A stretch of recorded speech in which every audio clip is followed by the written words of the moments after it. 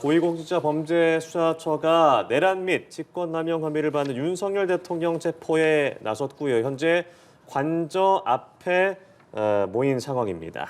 네, 헌정사상 처음으로 현직 대통령에 대한 체포영장을 받은 지 나흘 만인데요. 현장에 나가 있는 취재기자 연결해서 상황 알아보겠습니다.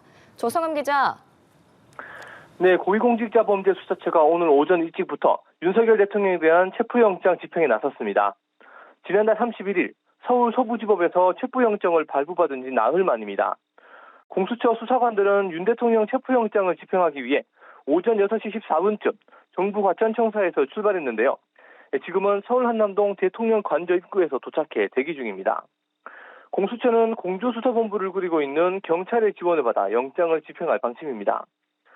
공수처 측은 체포영장 집행 시점의 경우 현장 판단에 따라 정하고 공지하겠다는 계획입니다.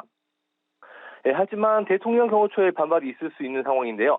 현재 경호처는 관저 입구에 버스를 세워두고 차량 차단막도 설치해 놓은 것으로 확인됐습니다. 앞서 오동훈 공수처장은 바리케이트, 철문 등을 잠그고 체포영장 집행에 응하지 않는 것 자체가 공무집행방해라고 경고하고 공문도 보냈는데요. 이에 경호처는 적법 절차에 따라 경호 조치를 하겠다는 입장을 밝힌 바 있습니다. 영장 집행의 장기전을 예상한 공수처는 김밥과 물 등 제비물품을 많이 준비한 것으로 전해졌습니다. 네, 윤 대통령에 대한 영장을 집행하게 된다면 이후 절차는 어떻게 되는 건가요?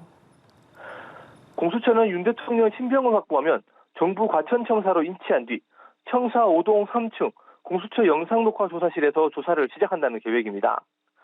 공수처는 자체 수사 자료와 그동안 검찰, 경찰로부터 확보한 주요 피의자 신문 조서 등을 토대로 100여 쪽 분량의 질문지를 보완하며 조사 준비를 마쳤습니다.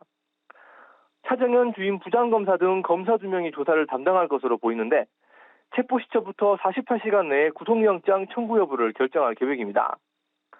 조사 시간은 따로 제한이 없고 실무적으로 조사 중간에 휴식을 부여할 것으로 알려졌습니다. 구속영장을 청구할 경우 경기의왕의 서울구치소에서 구금하고 아니라면 조사 뒤 석방할 것으로 예상됩니다. 윤 대통령은 비상계엄을 선포하고 국헌문란을 목적으로 군경을 동원해 폭동을 일으킨 혐의를 받습니다. 윤 대통령은 그간 공수처의 3차례 출석 요구에 불응했고 이번 체포 수색영장이 불법무효라고 주장하고 있는데요.